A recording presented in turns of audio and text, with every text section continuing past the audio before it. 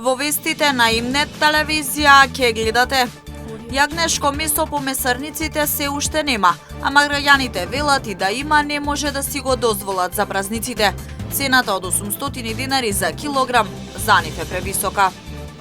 Работниците од Непал и Бангладеш ги заменуваат вработените со 20 годишно искуство во конфекциите во кочани и прилеп. Од гласен текстилец стравуваат дека ќе се намали квалитетот на македонското производство. Во понеделник ќе се исплатат мартовските пензии повисоки за 5,3%. За пензионерите чија пензија е 12.000 денари, покачувањето е само 600 денари. Отворените пилјари ги крадат муштериите од пазарите. Пазарџиите велат побарувачката се намалува, пазарите полека ги снемува. Со вестите почнуваме веднаш по рекламите. Останете со нас.